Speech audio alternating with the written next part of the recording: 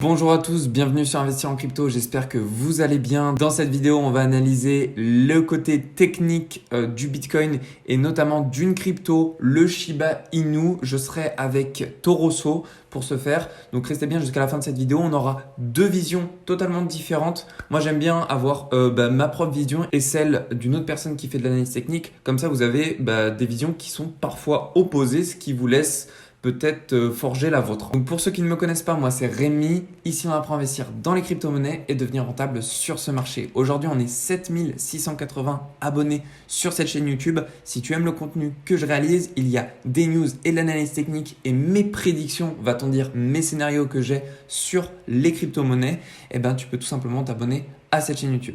Je te remercie grandement. On va commencer avec le Bitcoin. Au moment où je te fais cette vidéo, il est 10h13 du matin. On est à 47 480 au niveau du Bitcoin. Il y a plusieurs choses à prendre en compte sur le Bitcoin. Je vais te montrer mon scénario pour commencer. Comme ça, tu vas directement te mettre en tête ce que j'ai moi dans ma tête, tout simplement. Alors, je vais te montrer ici en weekly ce que je pense qui pourrait potentiellement arriver sur le Bitcoin pour que tu comprennes. Et ensuite, je vais rentrer dans les détails du pourquoi il pourrait se passer ça. Alors, comme tu peux le voir ici, on a un beau W weekly avec un point bas plus haut que son précédent. Au niveau du RSI, on a une belle convergence, un point bas ici plus haut que son précédent. Et on a des targets qu'on a pu étudier dans la vidéo d'hier. Donc voilà ce que je pense. Je pense que le Bitcoin nous fera un rebond sur la ligne de coup, soit ligne de coup qu'on va considérer donc être les mèches juste ici aux 44 500 $, soit ligne de coup qu'on va considérer être les clôtures des bougies ici aux 42 000 $, pour par la suite remonter ici aux 49 000 puis aux 55 000 $. Et aux 55 000 $, il risque fortement d'y avoir une belle correction, peut-être un rebond ici pour repartir à la hausse. Enfin bref, on va pas trop non plus s'avancer puisqu'on n'est pas rendu là. Mais pour le moment, là où je veux vraiment accentuer les choses, c'est ce fameux rebond aux 44 500 ou 42 000 $ pour repartir à la hausse. Je vous mets ce scénario. Pourquoi ? Je vais vous l'expliquer de suite. Il y a plusieurs raisons qui me poussent à dire qu'on aura ce rebond. Premièrement, c'est une zone d'OTE, Optimal Trade Entry, que j'ai pris de ce point le plus bas à ce point le plus haut. Donc c'est une zone qui sera achetée par les acheteurs, tout simplement. Puisqu'on a les zones d'Optimal Trade Entry pour les vendeurs, mais également pour les acheteurs. Et là, c'est une zone pour les acheteurs. C'est la raison pour laquelle on pourra avoir un rebond sur cette zone, soit entre les 44 500, soit au niveau des 42 000 $. Qu'est-ce qui accentue le fait qu'on aura un rebond là-dessus ? Plusieurs raisons. Premièrement, on sait qu'on a un gap weekly, vous voyez, qu'on doit aller chercher jusqu'au 45 390 au minimum pour le combler. Chose que je pense qu'on fera. Mais il n'y a pas que cette chose-là qui m'indique qu'on ira aller chercher plus bas avant de repartir aux 49 000 et 55 000. Autre raison qui me pousse à dire ça, ici, on peut voir qu'on a au niveau de la liquidation map énormément de positions acheteuses en tant que liquidation à aller chercher au moins jusqu'aux 42 000 $. Vous voyez, c'est le deuxième pic, le deuxième le plus grand juste ici en rouge. On a effectivement encore des vendeurs à aller liquider, mais il y a bien un moment où il va falloir qu'on aille chercher toutes ces positions-là, si elles ne se clôturent pas. On a également autre chose qui m'invite à dire que le Bitcoin va repartir à la baisse, c'est le 1er avril, ce max pain price qui se situe aux 42 000 $, qui fait qu'on va avoir une attraction vers ce max pain price. Pourquoi ? Parce que si on reste dans les alentours des 47 000 à 48 000 $, vous pouvez voir qu'au niveau des pointillés orange, vous voyez la courbe orange là, en fait ça représente le nombre d'argent en dollars positionnés sur ce produit dérivé. Et si on se situe, je vous donne un exemple, aux 65 000 $, vous comprenez qu'il y aura beaucoup trop de gagnants. C'est la raison pour laquelle il faut qu'on se situe au plus bas de ce U qui se fait dessiner par cette courbe orange. Donc le mieux serait les 42 000 $. Maintenant, si on peut s'en rapprocher au moins aux 44 000, comme je vous l'ai dit, première target 44 500 $, voilà, c'est fort probable qu'on puisse, du coup, avec tout ce que j'ai pu vous montrer, et le gap, et ce produit dérivé qui nous incite à revenir au max pain price, et la zone d'OTE pour les acheteurs, repartir au moins soit aux 44 500 $, soit aux 42 000 $. Donc voilà ce que je pense sur le Bitcoin pour simplifier au maximum. Je vous le résume une dernière fois, ce serait un rebond aux 44 500 $ ou bien aux 42 000 $. Et ensuite, départ pour les 49 000, 55 000 $. Au niveau du long short ratio sur le Bitcoin, on a toujours une majorité de vendeurs prenant des positions. C'est la raison pour laquelle on continue de monter. Mais dès lors qu'on aura une majorité d'acheteurs, alors à ce moment-là, il y a de fortes probabilités que le Bitcoin aille chercher ces targets à la baisse que je vous ai montré précédemment. Au niveau du Fear and Greed Index, vous pouvez voir qu'on a une montée continuelle. Là, on a une légère correction. Alors, c'est marrant de le voir et de l'interpréter sur un graphique parce que justement, on peut le corréler avec notre graphique de prix du Bitcoin. Vous pouvez voir que dans le passé, vous voyez, quand on était au plus bas, bon, bah là, c'était la crise Covid. Et après, lorsqu'on est remonté, vous voyez, eh ben, le Bitcoin avait tendance à partir très rapidement à la hausse. On peut le voir ici, également en 2019, quand on est vers le bas dans l'extrême peur, et bah on chute sur le Bitcoin, tandis que dès lors qu'on commence à monter sur le Fear and Greed Index, et bah le Bitcoin graphiquement au niveau du prix, il grimpe également. Au niveau de la Bitcoin dominance, ce qui nous permet de savoir si justement l'argent est plus dans le Bitcoin ou plus dans les altcoins ou stablecoins. Là, on voit qu'on a une belle trendline, vous voyez, qui fait office de support, qui a été touchée une fois, deux fois, trois fois et là, la quatrième fois. Eh bien, ce que j'aimerais voir, ce serait une cassure de ce support, potentiellement un rebond, comme on avait pu le faire alors sur les stablecoins, vous voyez, juste ici. On avait effectué un rebond, alors qu'il n'avait pas touché, mais on peut le considérer tel quel. Et ensuite, on a bien chuté. Sur la Bitcoin dominante, j'aimerais voir exactement la même chose. Alors quand je dis j'aimerais, bien sûr, je ne peux pas le prédire. Mais si ça se passe comme ça, alors l'argent se déversera plutôt vers les altcoins. Et puis si on regarde les stablecoins dominance, USDT plus USDC, eh ben on peut voir qu'on est dans une chute continuelle. Donc ça encore, ce sont des très bons points qui nous annoncent que les altcoins vont commencer à reprendre de l'ampleur. Je te montre désormais une crypto pépite, c'est le Flow USD. Je te dis, sa target d'entrée, c'est 6,810. Tu peux te mettre à cet endroit-là. Pourquoi? Tout simplement parce que techniquement, on aurait envie de dire, ce serait bien de se mettre aux 6,7 $. Oui, mais qu'est-ce qu'on peut remarquer? On peut remarquer que si on se met en 1 heure, on rebondit tout le temps sur la target des 6,771. Donc on peut en déduire que sur cette zone-là, alors attendez, je vais vous mettre un carré. Ouais, sur cette zone-là, on a énormément d'ordres d'achat. Donc si vous voulez être sûr de rentrer dans le flow USD, vous pouvez positionner un ordre d'achat ici au 6,8. Alors je mettrais même 810. Voilà. Je mets toujours un petit peu plus au-dessus que les targets psychologiques, puisque je sais qu'aux targets psychologiques, souvent, on ne se fait pas prendre nos ordres d'achat. Ça m'est déjà arrivé quand je mettais notamment des take profit. Donc voilà où est-ce que vous pouvez rentrer. Maintenant, pour les personnes utilisant le mode spot, je pense que vous pouvez rentrer maintenant en mode market. Il n'y a pas de gêne là-dessus. Et puis, les targets à aller chercher. Donc la première, ce sera les 11 $. Donc là, vous pouvez vendre 50% de vos positions. Et ensuite, la dernière target à aller chercher, ce sera les 19,68 $. Donc là, à ce moment-là, vous pourrez vendre 100% de vos positions. Et puis, si vous voulez ne pas vendre 100% de vos positions aux 19,68 $, vous pourrez tout vendre aux 28 $. Donc voilà pour la crypto pépite. En tout cas, j'espère que cette crypto pourra vous faire plaisir. À cette occasion, je te débriefe toutes les crypto pépites sur lesquelles tu peux investir en temps réel sur le canal Signaux Crypto dans notre club d'investisseurs. Donc tu as toutes les modalités dans le canal Rejoindre le club. Donc si tu as la moindre question, n'hésite pas à nous parler dans le canal général avec Alex. On sera ravi de te répondre. Désormais, je vais te dire moi comment je vais gérer les positions que j'ai prises sur les altcoins. Aujourd'hui, j'en ai de nombreuses dans le positif, genre plus de 100 à 200% de bénéfices. Et c'est la raison pour laquelle c'est judicieux pour moi de te partager à quel moment je vais clôturer ces positions. Premièrement, tu le sais, quand je rentre dans une position, notamment dans le club, je te partage toujours les take profit, les endroits sur lesquels il faudra que tu vendes ton investissement. Maintenant, si le contexte du marché change, s'il peut s'effondrer, là, j'aurais tendance à clôturer mes positions avant qu'on atteigne ce fameux take profit. Donc, pour ce faire, je vais t'expliquer comment moi, je m'organise avec les positions que j'ai sur les altcoins. Ce que je fais, c'est que je me réfère tout simplement à la théorie de dos ou pour ceux qui utilisent la Smart Money Concept, vous connaissez notamment le break of structure.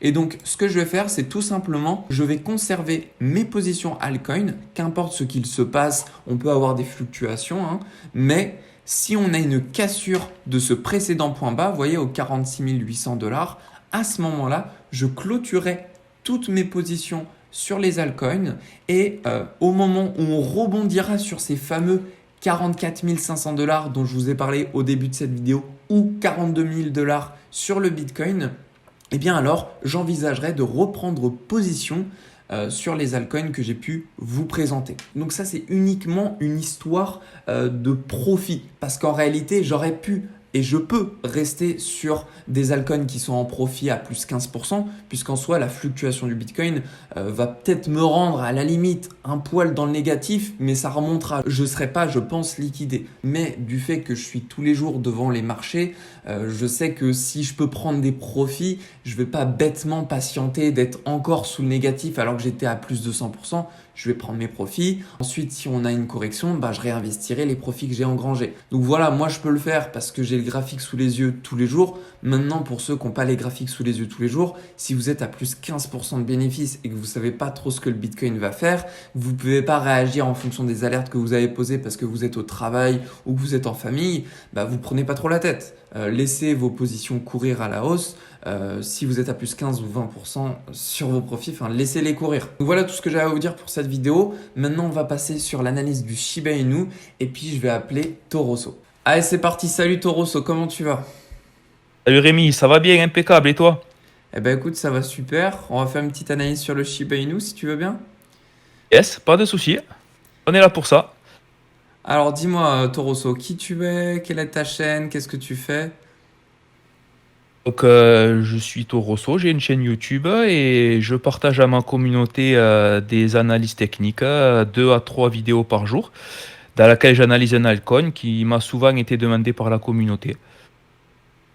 Voilà, donc là, Excellent. toi, tu m'as demandé Shiba, donc on va se faire ça ensemble. Ici, vous avez la chaîne YouTube de Torosso. Si vous souhaitez regarder ce qu'il fait et vous y abonner, vous avez le lien de sa chaîne YouTube dans la description et vous aurez également sa dernière vidéo dans la description. Eh bien, allez, on va commencer comme d'habitude. Donc sur de l'hebdomadaire, on passera sur du journalier et on finira par du H4. Comme ça, on aura une vue d'ensemble de ce que nous fait le Shiba en ce moment. Donc là, déjà, d'un point de vue très long terme, on a une jolie correction depuis la TH. Là. On avait perdu au plus bas 80%. Là, on est à moins 68, 69%. Et depuis plusieurs semaines, là, on voit qu'on est en train de latéraliser sur de l'hebdomadaire. Donc ça fait plus grand chose. Et là, ce qu'on peut voir, c'est que cette semaine, on est en train de travailler la moyenne mobile 20. Donc selon l'indicateur des bandes de Bollinger, ça là, c'est la moyenne mobile 20. Donc ce qu'on va faire, c'est qu'on va analyser toute cette tendance baissière, mais pour ça, on va zoomer sur du journalier. Alors je récupère mes graphiques et puis on va changer. On se met sur du journalier. Alors sur du journalier, qu'est-ce qu'on voit? Toujours dans une tendance baissière avec et là, attends, ça donne le tournis ça. Avec des sommets de plus en plus bas, des creux de plus en plus bas, sauf que là, le dernier creux est plus haut que le précédent. Déjà, on a un petit signal de ralentissement de tendance. Là, on le voit bien comme ça. Donc ça, c'était le creux précédent. Et là, donc le dernier creux est ici. Et là, on est en train de faire donc une impulsion journalière. Est-ce que tu mettrais pas le dernier creux sur la mèche là? Sur celle-ci, Ouais. et je me suis posé la question, mais comme j'aime bien suivre les cycles de volatilité, ici c'était un peu. Disons que si je fais ça, à la limite, je pourrais faire comme ça, tu vois, un Ah découpage ouais. comme ceci.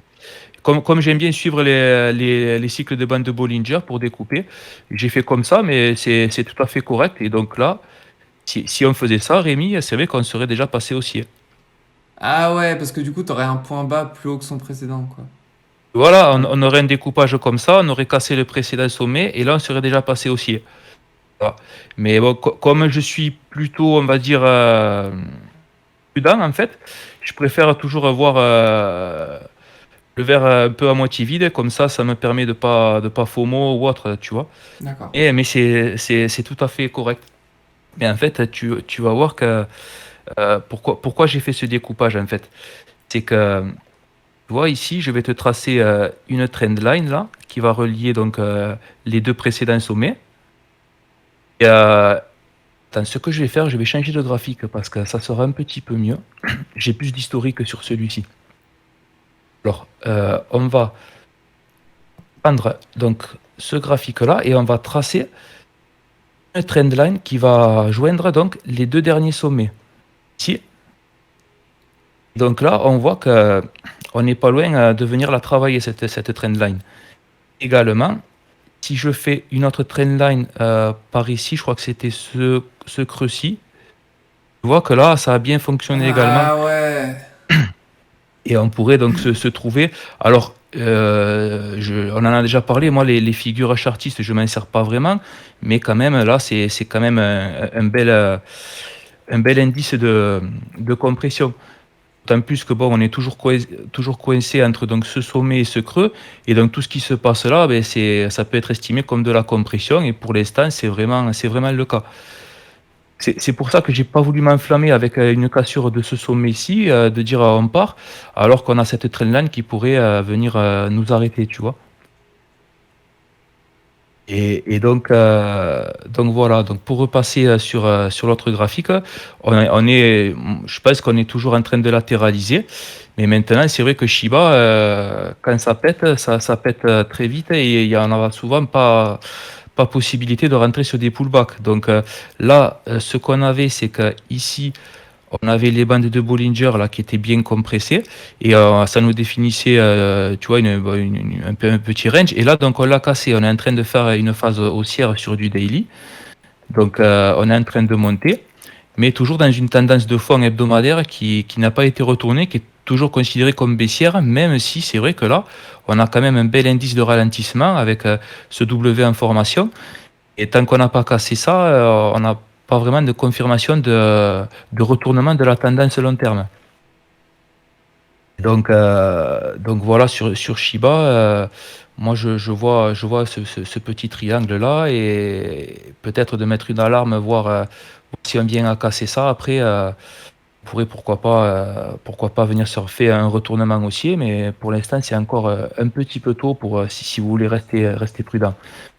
Euh, Maintenant, ce qu'on peut voir, c'est que donc le dernier sommet est ici.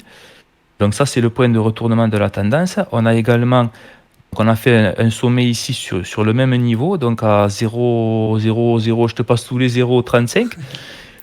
Et donc ici, là, c'est un joli niveau de résistance. Ensuite, bon, au-dessus, au 0, enfin au 40, on aura une autre résistance.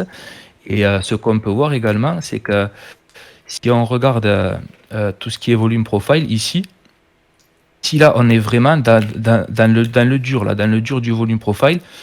Ici on a le point of control, le point où il y a eu le plus de volume échangé. Et comme par hasard, ça correspond plus ou moins à cette zone de la trendline. Donc ça c'est, je pense, un niveau à passer également.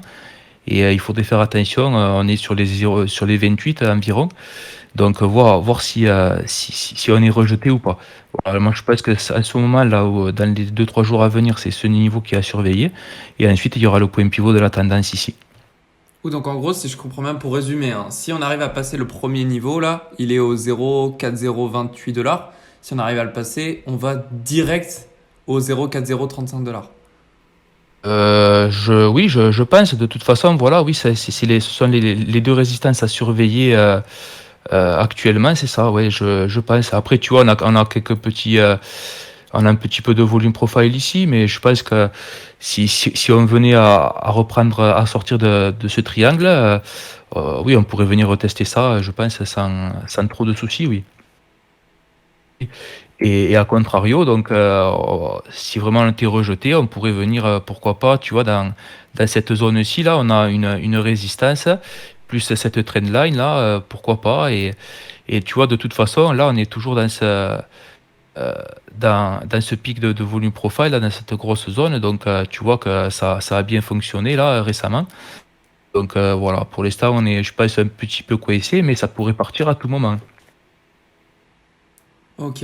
Et bah ouais, moi je pense que c'est très pertinent. Là, moi ce que j'avais pas du tout analysé, puisque tu sais, on n'a pas du tout les mêmes fonctions, enfin on n'a pas la même manière d'analyser, c'est la trendline que tu as dessinée des plus bas, tu sais,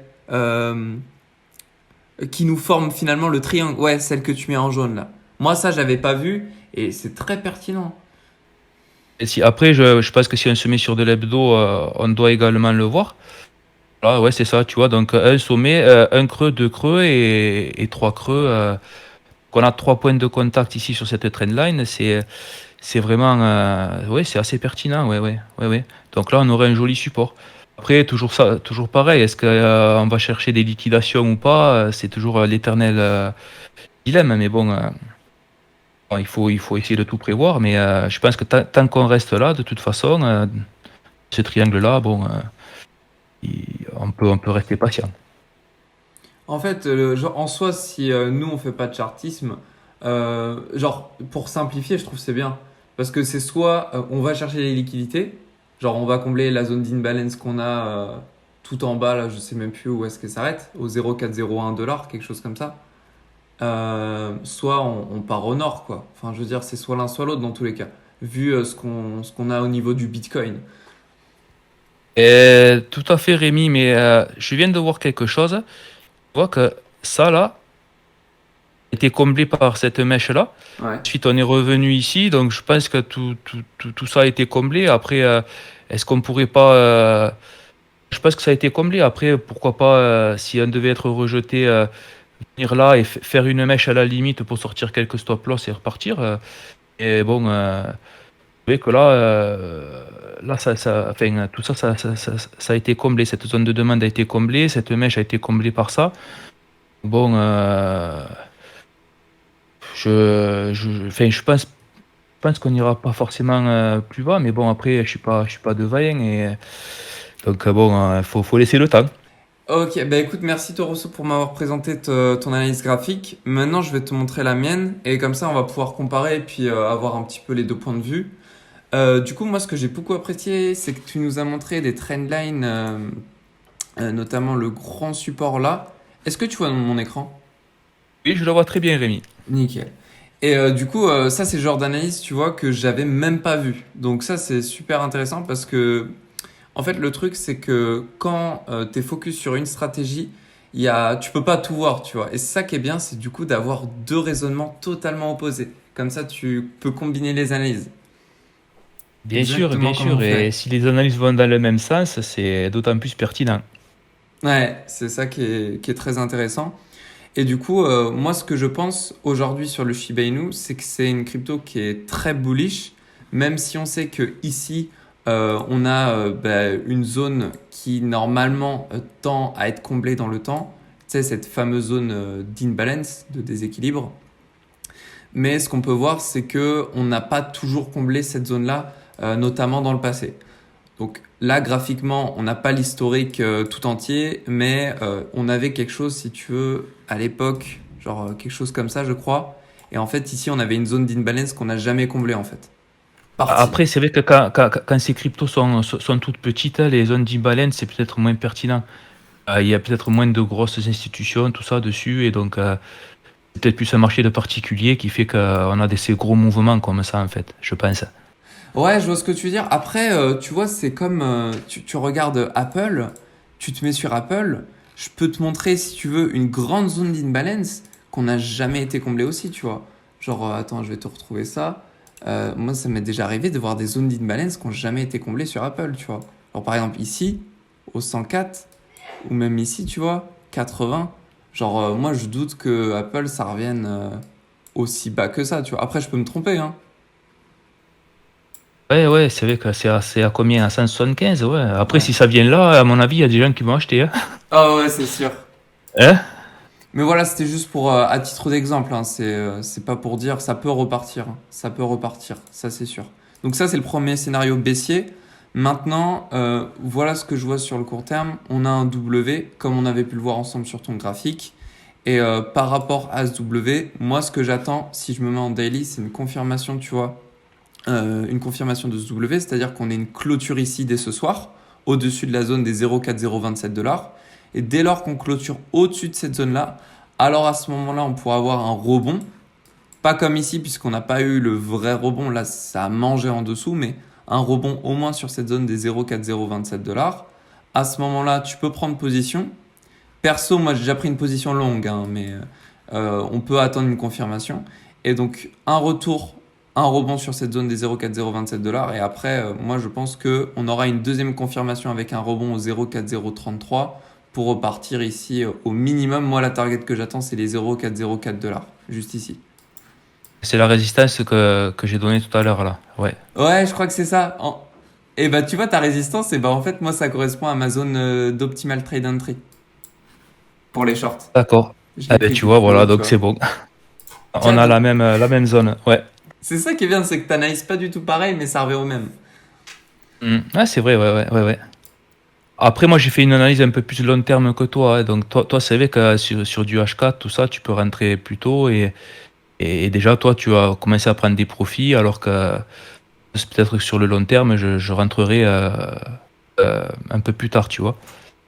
Mais c'est vrai qu'on a à peu près la même chose, hein, la même vue, ouais. Je pense que c'est haussier, enfin, c'est haussier, ça peut être haussier si on arrive à, à sortir de ce triangle, et puis voilà, quoi, surveiller un peu les niveaux et voir ce que ça va nous faire par l'avenir. Tout à fait. Ah bah voilà. Et sans oublier le petit Bitcoin qui nous fait un petit W weekly aussi, très sympa. Lui, tu vois, il a déjà confirmé son retournement.